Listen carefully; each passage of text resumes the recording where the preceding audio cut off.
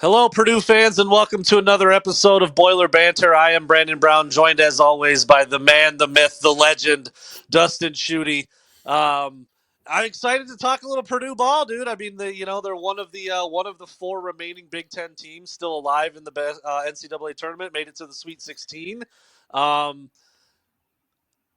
I don't want to take anything away, but they're a 4 seed. They're definitely supposed to win their first round game over the number 13 seed High Point, and they did that by what was it, 12 in that one, 12-point Yeah. win there.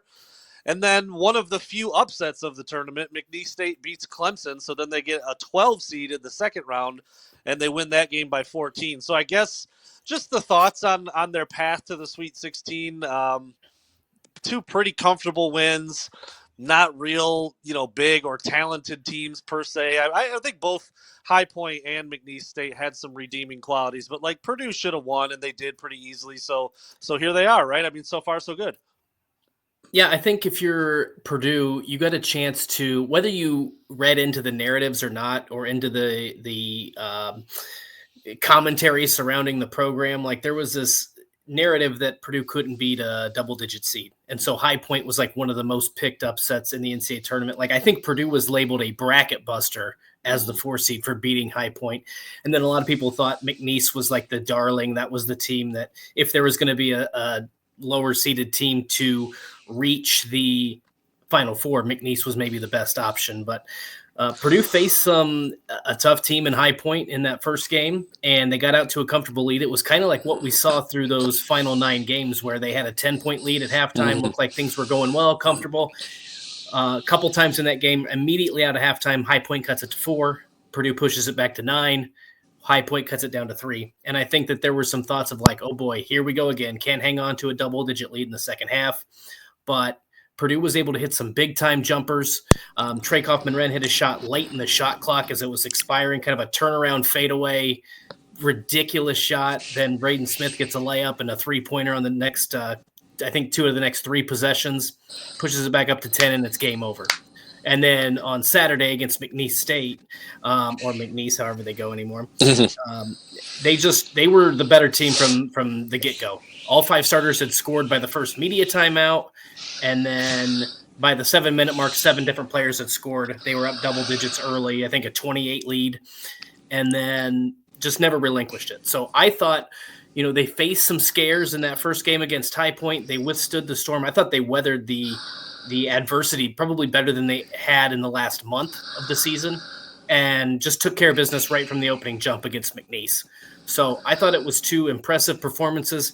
It crushes the narrative. Look, like the funny thing is Purdue gets knocked for losing to double-digit seeds. They've gotten to the Sweet 16 8 times under Matt Painter, and they've only lost in the first round 4 times in 20 years. And that's 16 tournament trips. So that narrative was never really carried much weight anyway, but now it should be completely put to rest because now from here on out, Purdue's going to play some really good teams.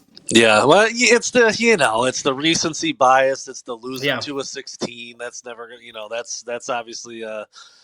I agree with you. I mean, I think of Purdue as like a pretty reliable, dependable team, but somehow they've gotten labeled with this bracket buster thing where it's like, oh, Purdue's just going to do what Purdue does. And it's like, well, that's not really what they do. Like they've been pretty darn good for a long time under Matt Painter. Yeah, it's kind of funny how that works out. I don't know what. What erases that? Do you just have to get to the Sweet 16 now a couple of years in a row for that recency bias to take over? I don't know. It's kind of one of those things in sports, I guess.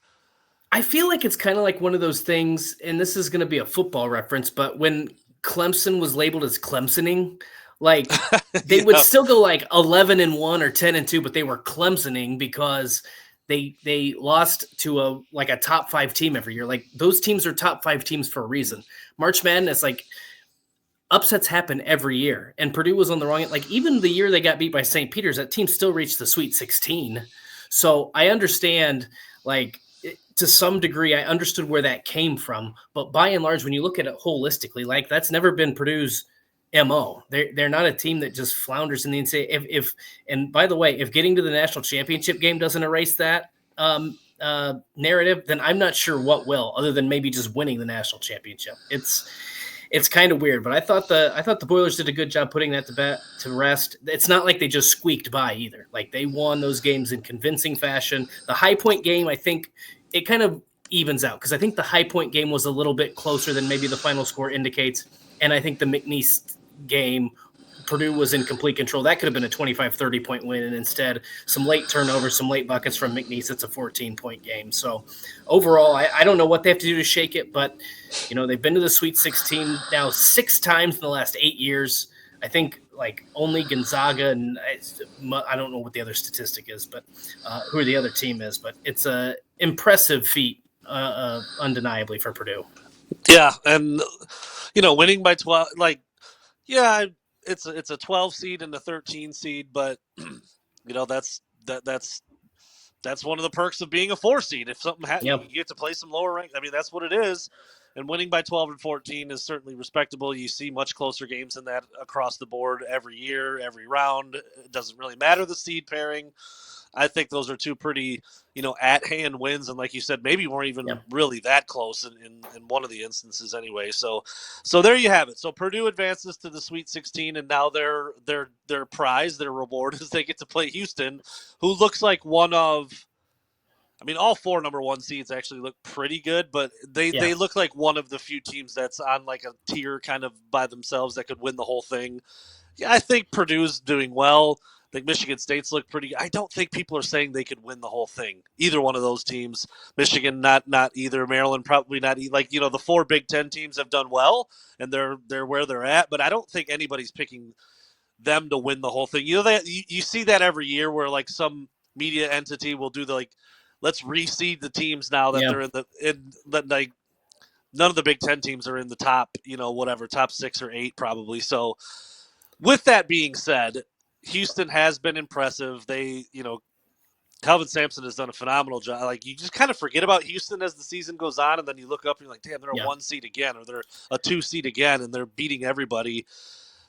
What can Purdue do to make it competitive? I did see this.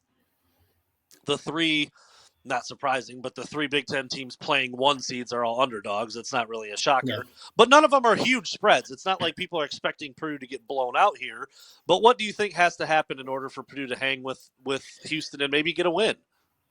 Yeah, so I think one of the positive signs coming out of Providence last week was they got contributions from everybody. In that first game, Will Berg, who has been lightly used throughout the season, came in and gave him 10 really solid minutes. I think he finished with 4 points and 2 rebounds, which is not big, but when his size, he was able to alter some shots, give them a boost defensively in that first game. Cam Heide had 11 points, 10 rebounds, the first double-double of his career.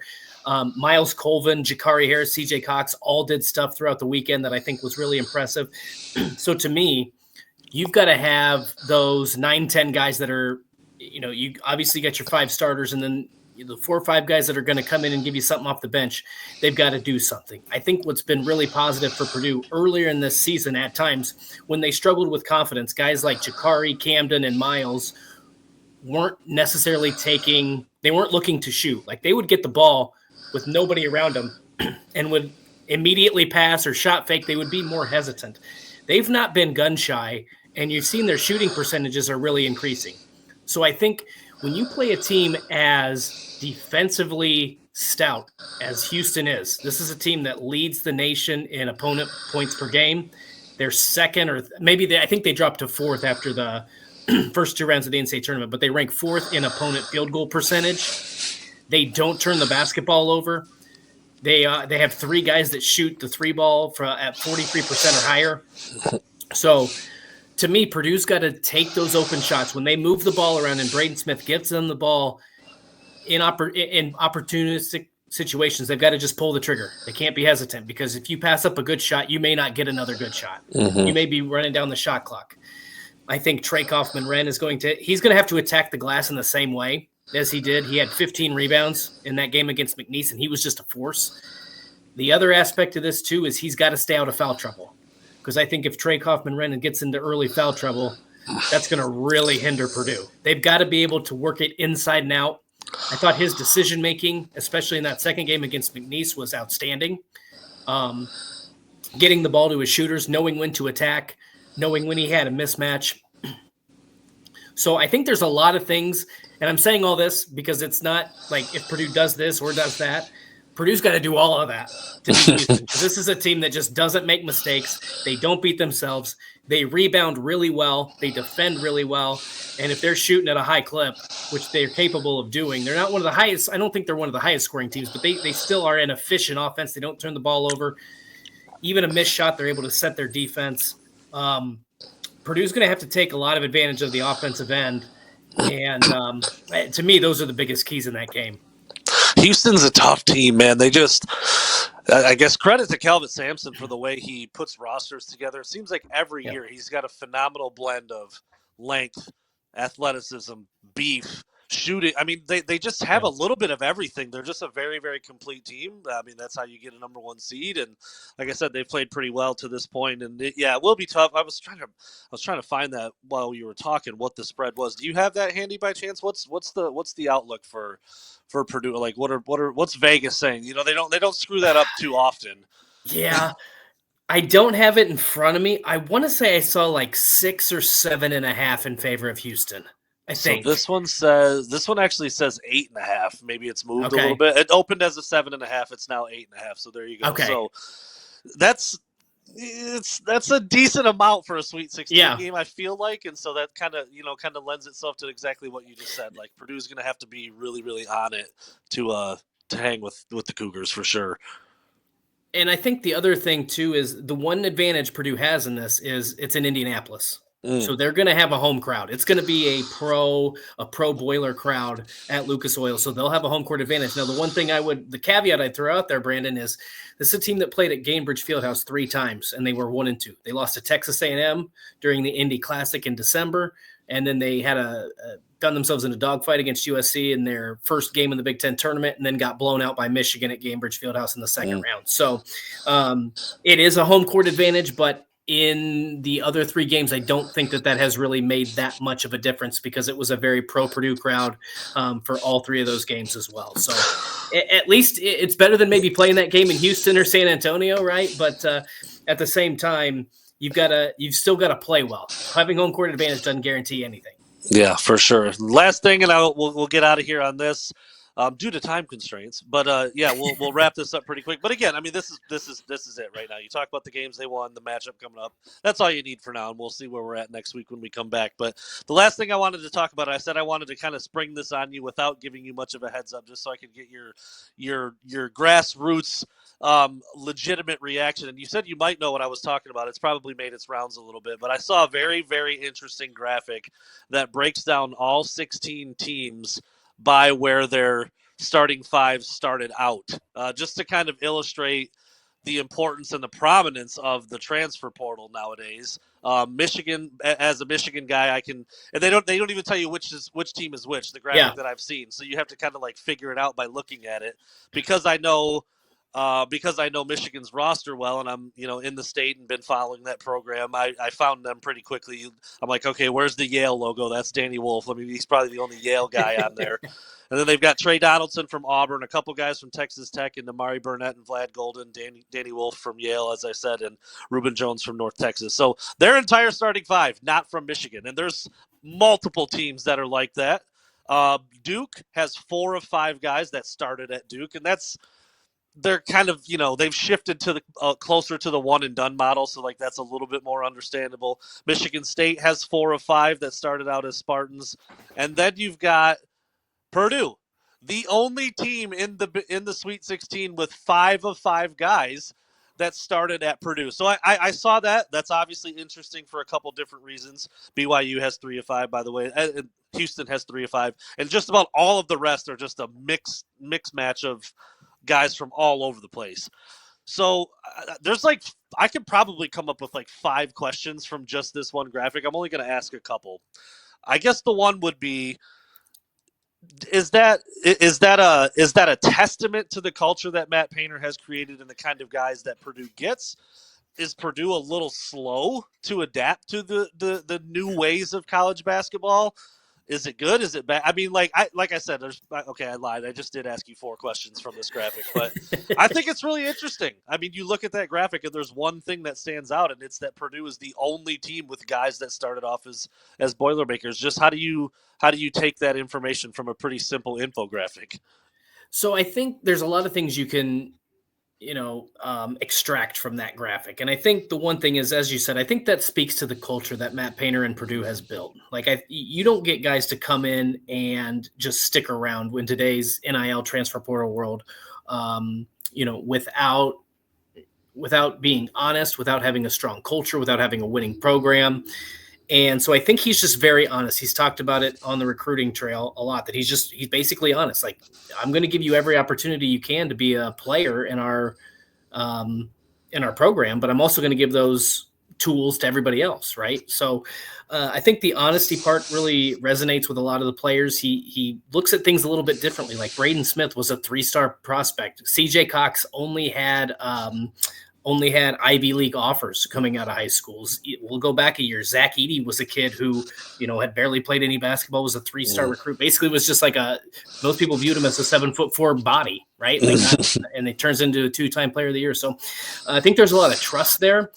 To your point about, is it good or is it bad? The funny thing that Matt Painter has said, and I don't think I could say it any better than this, is like, when we win, people praise us because we develop talent so well. When we lose, it's because we didn't go into the transfer portal. Right. So I think, given this year, look, the other thing about this is, like, you're never going to replace a 2-time National Player of the Year. Like, you're not going to go into the portal and find that. The other thing is, their 7'4" freshman center, who was a starting center for this team to open the year, got hurt in the second game of the season. And I think people forget that. Like, he was going to be their rim protector. And that makes a world of difference. So they haven't had rim protection. I don't think this team is assembled poorly, or it was a lack of going into the portal. I think it was just the fact that their 7'4" center got hurt, and that kind of changed the dynamic of how they had to play this season. So, he's hinted at the fact that he thinks that there might be a player, maybe a couple, that enter the transfer portal from Purdue. And he's talked about, we're going to probably have to be a little more active than we have in previous seasons heading into this year.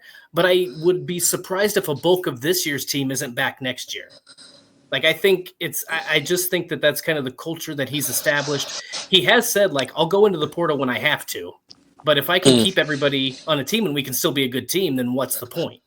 So we'll see how it goes. I don't think they're behind the 8 ball. I think it's just a situation, because you look at, again, as you mentioned, Duke and Michigan State, those were guys by and large that were there a few years ago. And last year, when Purdue made their Final Four run, Lance Jones transferred in from Southern Illinois. They've had guys like David Jenkins, John Octius, Johnny Hill. They've had some previous guys come in mostly as graduate transfers. So he's not opposed to it. Mm-hmm. But I don't think that getting 5 new guys from 5 different programs is going to be a method that he ever really implements, unless he absolutely has to. Yeah, and just for reference purposes, I can throw it up. There's the graphic. You can see me and Dustin's faces peeking out the side a little bit there, yeah. But it's pretty telling, man. I mean, Purdue, the only consistent logo of the bunch up there. Again, Duke has 4 or 5. Michigan State has 4 or 5. There's Michigan, the second one in from the left on the top, by the way. And again, you don't know the situation. Like, I reference Michigan because that's the program I follow and know the best, and that's a brand new coach. He's building a roster on the fly. So yeah, you've got a bunch of guys from a bunch of different places. I don't know if that's the case for some of these other ones that have 5 different logos up there in their starting 5. So, I mean, there's college basketball in a nutshell right there. You have a roster of guys that started at your school. It's kind of like, whoa, what's going on over there? What's the problem in Purdue? But, like, it's weird to say that's a problem, but that is funny. Winning. Oh, he's doing it perfectly. Losing, like, he needs to get with the times. He's really got to hit the portal and figure it out. So anyway, there you go.